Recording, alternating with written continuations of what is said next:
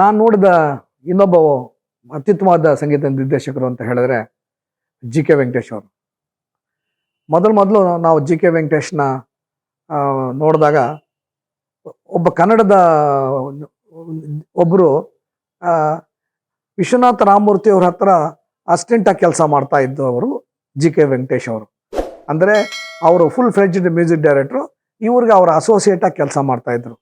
So ಎಲ್ಲ ಥರದ ಕೆಲಸನೂ ಕೂಡ ಭಾಳ ಅಚ್ಚುಕಟ್ಟಾಗಿ ಮಾಡ್ತಾ ಇದ್ದವರು ಜಿ ಕೆ ವೆಂಕಟೇಶ್.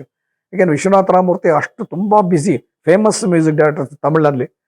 ಸೊ ಅವ್ರಗಳಿಗೆ ಜೊತೆಯಲ್ಲಿ ಇದ್ದು ಅಲ್ಲಿ ಅವ್ರ ಜೊತೆ ಕೆಲಸ ಮಾಡಿಕೊಂಡು ನಂತರ ಕನ್ನಡ ಚಿತ್ರಗಳಲ್ಲೂ ಕೂಡ ಸಂಗೀತ ನಿರ್ದೇಶಕರಾಗಿ ಬಂದರು. ಬಹಳ ಅಚ್ಚುಕಟ್ಟಾಗಿ ಸಂಗೀತ ನಿರ್ದೇಶನ ಮಾಡಿದ್ರು. ಅದು ಅಲ್ಲದೆ ಅವರು ಜಿ ಕೆ ವೆಂಕಟೇಶ್ ಅವರು ಸ್ವತಃ ವೀಣೆ ನುಡಿಸ್ತಾ ಇದ್ರು. ವೀಣೆ ತುಂಬ ಚೆನ್ನಾಗಿ ನುಡಿಸ್ತಾ ಇದ್ರು. ವೀಣೆ ಚೆನ್ನಾಗಿ ಗೊತ್ತು, ಒಳ್ಳೆ ಸ್ವರಜ್ಞಾನ ಚೆನ್ನಾಗಿರೋ ಮ್ಯೂಸಿಕ್ ಡೈರೆಕ್ಟರ್ಗಳು. ರಾಗ ಚೆನ್ನಾಗಿ ಗೊತ್ತು, ತಾಳ ಗೊತ್ತು, ಎಲ್ಲ ಗೊತ್ತಿರೋ ಒಳ್ಳೆ ವ್ಯಕ್ತಿ. ಅವ್ರ ಜೊತೆ ನಾನು ಕೆಲಸ ಮಾಡಿದ್ದ ಭಾಗ್ಯ ಪುಣ್ಯ ಅಂತ ನಾನು ಇಷ್ಟಪಡ್ತೀನಿ. ಒಂದೇನು ಅಂತ ಹೇಳಿದ್ರೆ, ನಾನು 2 ಚಿತ್ರಗಳಿಗೆ ನಾನು ಅವ್ರ ಜೊತೆ ಕೆಲಸ ಮಾಡಿದೆ ನಿರ್ದೇಶಕನಾಗಿ. ಬಟ್ ಅದಕ್ಕಿಂತ ಮುಂಚೆ ನಾನು ಬಹಳ ಚಿತ್ರಗಳಿಗೆ ನಾನು ಸಹ ನಿರ್ದೇಶಕನಾಗಿ ಕೆಲಸ ಮಾಡಿದ್ದನ್ನು ನಾನು ಹೇಳಕ್ಕೆ ಇಷ್ಟಪಡ್ತೀನಿ. ಯಾಕೆಂದ್ರೆ ನನ್ನ ನಿರ್ದೇಶನಕ್ಕಿಂತ ಅವುಗಳಲ್ಲಿ ಸಂಗೀತ ತುಂಬ ಚೆನ್ನಾಗಿತ್ತು, ಅಷ್ಟು ಚೆನ್ನಾಗಿತ್ತು. ಅದರಿಂದ ಅದನ್ನು ನಾನು ಯಾವತ್ತೂ ಮರೆಯೋಕ್ಕಾಗಲ್ಲ. ಅದರಲ್ಲಿ ಅತ್ಯುತ್ತಮವಾದ ಚಿತ್ರ ಅಂತ ಹೇಳಿದ್ರೆ ಬಂಗಾರದ ಮನುಷ್ಯ. ಬಂಗಾರದ ಮನುಷ್ಯದಲ್ಲಿ ಎಲ್ಲ ಹಾಡುಗಳು ಕೂಡ, ಜಿ ಕೆ ವೆಂಕಟೇಶ್ ಹಾಡುಗಳು, ಎಲ್ಲ ಹಾಡುಗಳು ಕೂಡ ತುಂಬ ಚೆನ್ನಾಗಿದೆ. ಎಷ್ಟು ಚೆನ್ನಾಗಿದೆ ಅಂತ ಹೇಳಿದ್ರೆ, ಮೊದಲೊಂದು ಹಾಡು ಬರುತ್ತೆ. ಅದು ಒಂದೇನೆಂದರೆ, ಟ್ರೈನಲ್ಲಿ ನಾಯಕ ಹಾಡ್ಕೊಂಡು ಹೋಗ್ತಾ ಇರೋದು. ಒಂದೇನು ಅಂತ ಹೇಳಿದ್ರೆ, ಒಬ್ಬ ನಾಯಕನ ಇಂಟ್ರೊಡ್ಯೂಸ್ ಮಾಡುವಾಗ ಒಂದು ಹಾಡಲ್ಲಾಗಲಿ ಅಥವಾ ಒಂದು ವಿಶೇಷ ಸನ್ನಿವೇಶದಲ್ಲೇ ಇಂಟ್ರೊಡ್ಯೂಸ್ ಮಾಡೋದು, ಪರಿಚಯ ಮಾಡೋದು ಒಂದು ಬೆಳ್ಕೊಂಡು ಬಂದಿರೋ ಪದ್ಧತಿ. ಆ ಥರದಲ್ಲಿ ಬಂಗಾರದ ಮನುಷ್ಯದಲ್ಲಿ ನಾಯಕರಾದ ರಾಜ್ಕುಮಾರ್ ಅವರು ಹಾಡ್ಕೊಂಡು ಬರ್ತಾರೆ. ಆ ಹಾಡ್ಕೊಂಡು ಬರೋ ಹಾಡು ಬಹಳ ಚೆನ್ನಾಗಿದೆ. ಏನಂತ ಹೇಳಿದ್ರೆ, ಇವತ್ತು ಕೂಡ ಆ ಹಾಡು ಸೂಪರ್ ಹಿಟ್ ಹಾಡು ಅಂತ ನಾನು ಹೇಳಕ್ಕೆ ಇಷ್ಟಪಡ್ತೀನಿ. ಹಾಡು ಎಷ್ಟು ಚೆನ್ನಾಗಿದೆ ಅಂತ ಹೇಳಿದ್ರೆ, ನಗು ನಗುತ್ತಾ ನಲಿ ನಲಿ ಏನೇ ಆಗಲಿ, ನಗು ನಗುತ್ತಾ ನಲಿ ನಲಿ ಏನೇ ಆಗಲಿ. ಈ ಥರ ಶುರು ಆದರೆ ಒಂದೇ, ಫಾರ್ ಎಕ್ಸಾಂಪಲ್ ಪಲ್ಲವಿ ಒಂದಿರುತ್ತೆ, ಆಮೇಲೆ ಚರಣ ಬರುವಾಗ ಒಂದೇ ಟ್ಯೂನ್ ಇರುತ್ತೆ, ಆಮೇಲೆ 2ನೇ ಚರಣಕ್ಕೂ ಅದೇ ಟ್ಯೂನ್ ಇರುತ್ತೆ.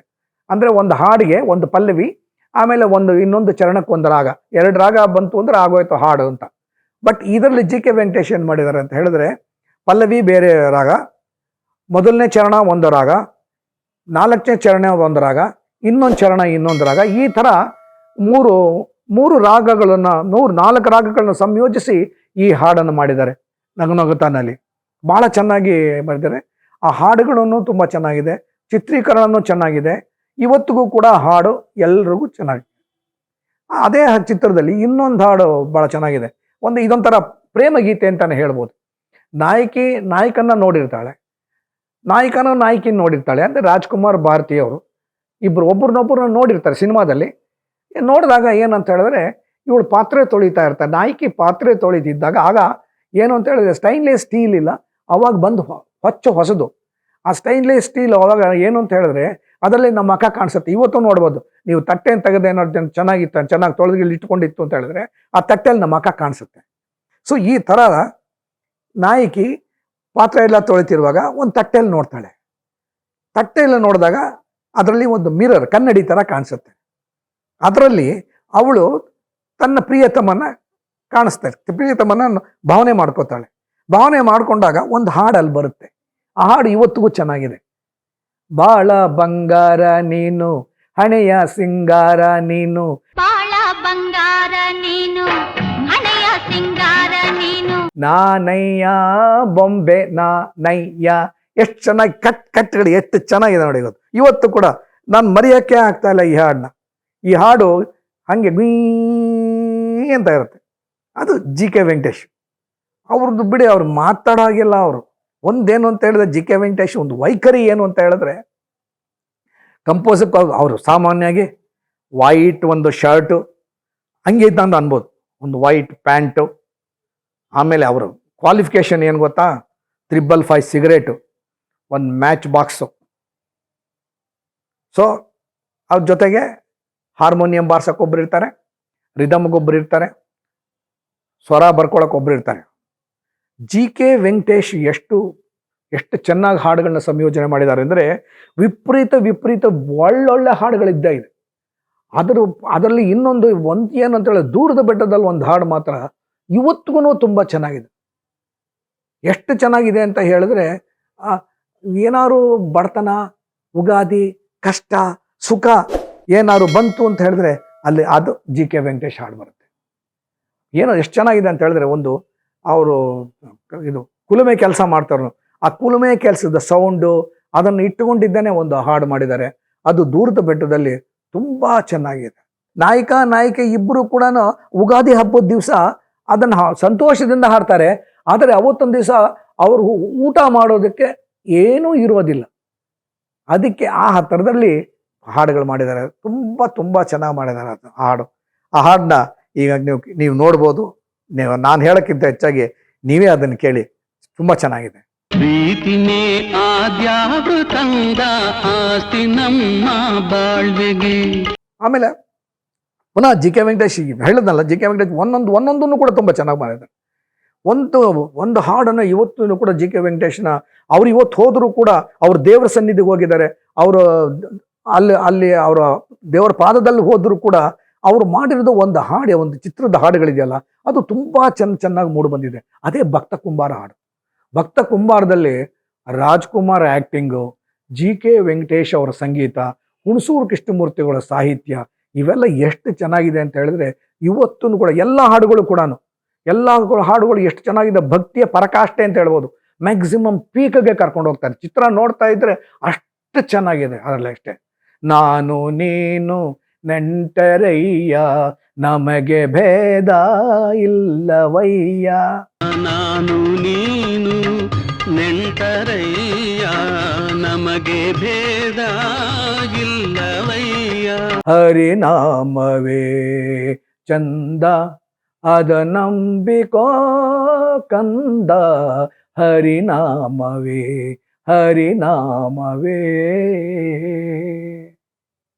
ಕಂಡೆ ಹರಿಯ ಕಂಡೆ ದೇವಾದಿ ದೇವ ಧನುಜಾರಿ ವಂದ್ಯ ಧರಣೀಶನ ದಿವ್ಯ ಚರಣ ಕಮಲ ಯೋಗವ. ಎಷ್ಟು ಚೆನ್ನಾಗಿದೆ ನೋಡಿ, ದಿವ್ಯ ಚರಣ ಕಮಲ ಯೋಗವ ಕಂಡೆ ಹರಿಯ ಕಂಡೆ. ಈ ಹಾಡು ಪಲ್ಲವಿ ಎಷ್ಟು ಚೆನ್ನಾಗಿದೆ, ಚರಣ ಎಷ್ಟು ಚೆನ್ನಾಗಿದೆ, ಎಲ್ಲಾನು ಅಷ್ಟೇ ಪೀಕಕ್ಕೆ ಕರ್ಕೊಂಡು ಹೋಗುತ್ತೆ. ಕೊನೆಗೆ ಒಂದು ಹಾಡಿದೆ, ಆ ಹಾಡಲ್ಲಿ ಎಷ್ಟು ಚೆನ್ನಾಗಿದೆ ಅಂದರೆ ದೇವರೇ ಬಂದು ಇಲ್ಲಿ ಇವನು ಕೆಲಸ ಮಾಡ್ತಾ ಇರ್ತಾನೆ, ನಾಯಕನಿಗೆ ಅಂದರೆ ಈ ಕುಂಬಾರನಿಗೆ ಮನೆಯಲ್ಲಿ ಕೆಲಸ ಮಾಡ್ತಾ ಇರ್ತಾನೆ. ಅವಾಗ ಗೊತ್ತಿರೋದೇ ಇಲ್ಲ ನಾಯಕನಿಗೆ, ಅಯ್ಯೋ ನನ್ನ ಮನೇಲಿ ಕೆಲಸ ಮಾಡ್ತಿರೋದು ಪರಮಾತ್ಮ ನನಗೆ ಈ ಥರ ಕೆಲಸ ಮಾಡಿದ್ನಲ್ಲ ಅಂತ ಅಲ್ಲಿ ಒಂದು ಹಾಡು ಹಾಕಿದ್ದಾರೆ. ಅದು ಅಷ್ಟೇ, ಅದು ಇಲ್ಲಿಂದ ಶುರುವಾಗಿ ಪುನಃ ಅಲ್ಲಿ ಪಂಡ್ರಾಪುರಕ್ಕೆ ಹೋಗಿ ಆ ಥರ ಬರುತ್ತೆ. ಸೊ ಈ ಹಾಡುಗಳು ಈ ಚಿತ್ರದಲ್ಲಿ ಭಕ್ತ ಕುಂಬಾರದಲ್ಲಿ G K Venkatesh the best ಆಗಿದ್ದಾರೆ. ಸೊ ಅವ್ರು ನಾನು ಹೇಳಿದೆ, ಇವತ್ತು ಅವ್ರು ನಮ್ಮಲ್ಲಿಲ್ಲ, ಆದರೂ ಕೂಡ ಆ ಹಾಡುಗಳನ್ನ ನಮಗೆ ಕೊಟ್ಬಿಟ್ಟು ಹೊರಗಿದ್ದಾರೆ. ಸೊ ಆ ಜಿ ಕೆ ವೆಂಕಟೇಶ್ ನಿಜವಾಗಲೂ ಆ ವೆಂಕಟೇಶನ್ ಸನ್ನಿಧಿಯಲ್ಲಿ ಇದ್ದರೂ ಕೂಡ ವೆಂಕಟೇಶ್ ಈಗ ನಮ್ಮ ಕನ್ನಡ ಚಲನಚಿತ್ರದ ರಂಗದಲ್ಲಿ ಈ ಚಿತ್ರ ಹಾಡುಗಳಲ್ಲಿ ಮೆರೆದಾಡ್ತಾ ಇದ್ದಾರೆ ಅಂತ ಹೇಳ್ತೀನಿ, ಇಷ್ಟಪಡ್ತೀನಿ. ಇನ್ನೊಂದು ರಾಜನನ್ನ ರಾಜ ಕೇಳಬೇಕಾ, ಅದರಲ್ಲೂ ಅಷ್ಟೇ ಮಯೂರ. ಜಿ ಕೆ ವೆಂಕಟೇಶ್ ಒಂದೊಂದು ಹಾಡನ್ನು ಕೂಡ ಅಷ್ಟುಗಳು ಚೆನ್ನಾಗಿದೆ, ಎಲ್ಲಾನು ಅಷ್ಟು ಅಮೃತವಾಗಿ ನೀಡಿದ್ದಾರೆ. ಅದರಿಂದ ಏನು ಹೇಳಕ್ಕ, ಕಸ್ತೂರಿ ನಿವಾಸ ಒನ್ ಮೋರ್ ತುಂಬ ಚೆನ್ನಾಗಿದೆ, ಅದ್ರಲ್ಲಿ ಭಾಳ ಚೆನ್ನಾಗಿದೆ, ಎಲ್ಲ ಹಾಡುಗಳು ಚೆನ್ನಾಗಿದೆ. ಆಡಿಸಿ ನೋಡು ಬೀಳಿಸಿ ನೋಡು ಅಂತವ ಆ ಹಾಡು ತುಂಬ ಚೆನ್ನಾಗಿದೆ. ಆಮೇಲೆ ನೀ ಬಂದು ನಿಂತಾಗ ನಿಂತು ನೀ ನಕ್ಕಾಗ, ಇಲ್ಲಿ ಜೈಗೋಪಾಲ್ ಅವರು ಸಾಹಿತ್ಯ ತುಂಬ ಚೆನ್ನಾಗಿದೆ. ಲೈನ್ ಬರ್ಕೊಂಡು ಹೋಗ್ತಾ ಇದ್ದಾಗ ಯಾವ ಪದದಲ್ಲಿ ಕೊನೆ ಆಗುತ್ತೋ ಆ ಪದನೇ ಮುಂದೆ ಲೈನಿಗೆ ಬರುವಾಗ ಅದೇ ಪ್ರಾರಂಭದ ಪದ ಆಗುತ್ತೆ. ಸೊ ಅವೆಲ್ಲ ಎಷ್ಟು ಚೆನ್ನಾಗಿದೆ ಅಂದರೆ ಇವೆಲ್ಲ ಜಿ ಕೆ ವೆಂಕಟೇಶು, ಆಮೇಲೆ ಉದಯ್ ಶಂಕರ್, ಆಮೇಲೆ ಜೈಗೋಪಾಲ್ ಇವರೆಲ್ಲ ಸೇರಿಕೊಂಡು ಮಾಡಿದ್ದು. ಎಲ್ಲದಕ್ಕಿಂತ ಹೆಚ್ಚಾಗಿ ಜಿ ಕೆ ವೆಂಕಟೇಶ್ ಅವರಲ್ಲೇ ಒಂದು ಕಲ್ಪನಾ ಶಕ್ತಿ ಇದ್ದಿದ್ರಿಂದನೇ ಇವೆಲ್ಲ ಇಷ್ಟು ಚೆನ್ನಾಗಿ ಬಂತು. ಅವ್ರ ಹತ್ರ ನೋಡಿ, ಒಳ್ಳೆ ಗುರು ಹತ್ರ ಒಳ್ಳೆ ಶಿಷ್ಯಂದ್ರುಗಳು ತಯಾರಾಗ್ತಾರೆ ಅನ್ನೋದಕ್ಕೆ ಒಂದು ಸಾಕ್ಷಿ ಜಿ ಕೆ ವೆಂಕಟೇಶ್ ಹತ್ರ ತಯಾರಾದವರು ಇಳೆಯರಾಜ, ಆಮೇಲೆ ವೈದ್ಯನಾಥನ್ ಅಂತವ್ರು. ಇಳೆಯರಾಜ ಮಾತಾಡೋ ಇಲ್ಲ, ತಮಿಳು ಇಂಡಸ್ಟ್ರಿಗೆ, ತಮಿಳು ಚಿತ್ರರಂಗಕ್ಕೆ ಒಂದು ವಿಭಿನ್ನವಾದ ಸಂಗೀತ ಕೊಟ್ಟವರು. ವಿಶ್ವನಾಥನ್ ರಾಮಮೂರ್ತಿ ಒಂಥರ ಕೊಟ್ಕೊಂಡು ಬರ್ತಾ ಇದ್ರು, ಅಲ್ಲಿಂದ ಒಂದು ಬದಲಾವಣೆ ಕಂಡಿದ್ದು ಅಂತ ಹೇಳಿದ್ರೆ ಇಳೆಯರಾಜ ಅವರು. ಇಳೆಯರಾಜ ಅವರು ಜಿ ಕೆ ವೆಂಕಟೇಶ್ ಹತ್ರ ಹಾಡು ಬರೆದಿದ್ದಕ್ಕೆ ತಕ್ಕಾಗಿ ಈ ರಾಗ ಸಂಯೋಜನೆ ಮಾಡ್ತಾ ಇದ್ರು. ಈ ವೈದ್ಯನಾಥ್ ಅಂತಾನೆ ಇದ್ರು. ಈ ವೈದ್ಯನಾಥನ್ನ ಇವತ್ತು ಹೊಟ್ಟೋಗ್ಬಿಟ್ರು ಅವರು. ವೈದ್ಯನಾಥ್ ಯಾರು ಅಂದ್ರೆ ಎಲ್ ಸುಬ್ರಹ್ಮಣ್ಯಂ ಅಂತ ದೊಡ್ಡ ವಯಲಿನಿಸ್ಟ್ ಇದ್ದಾರೆ ಇವತ್ತೊಂದು ದಿವಸ, ಇಂಟರ್ನ್ಯಾಷನಲ್ ಫೇಮ್. ಅವ್ರ ಬ್ರದರು, ಅವನು ಐ ಥಿಂಕ್ BSc ಗ್ರಾಜ್ಯುಯೇಟು, ತುಂಬ ಚೆನ್ನಾಗಿ ಸಂಗೀತ ತಿಳ್ಕೊಂಡಿದ್ರಿಂದ ಅವರು ಬ್ಯಾಕ್ಗ್ರೌಂಡ್ ಮ್ಯೂಸಿಕ್ ಎಲ್ಲ ಅವ್ರು ನೋಡ್ಕೋತಾ ಇದ್ರು, ಟ್ಯೂನ್ ಪೋರ್ಷನ್ಸ್ ಎಲ್ಲ ಇವ್ರು ನೋಡ್ಕೋತಾ ಇದ್ರು. ಸೊ ಈಗ ಜಿ ಕೆ ವೆಂಕಟೇಶ್ ಹತ್ರ ಇವರಿಬ್ಬರು ಕೂಡ ಒಂದು ಸಂಗೀತ ನಿಧಿಗಳೇ ಇದ್ದಿದ್ರಿಂದಾನೇ ಅಷ್ಟೊಂದು ಒಳ್ಳೊಳ್ಳೆ ಸಂಗೀತ ಬರೋಕ್ಕೆ ಕಾರಣ ಆಯಿತು. ಇವತ್ತು ಅವೆಲ್ಲ ನಿಂತಿದೆ ಅಂತ ಹೇಳಿದ್ರೆ ಇವರಿಬ್ಬರು ಕಾರಣಕರ್ತರು ಅಂತ ಹೇಳಕ್ ನಾನು ಇಷ್ಟಪಡ್ತೀನಿ.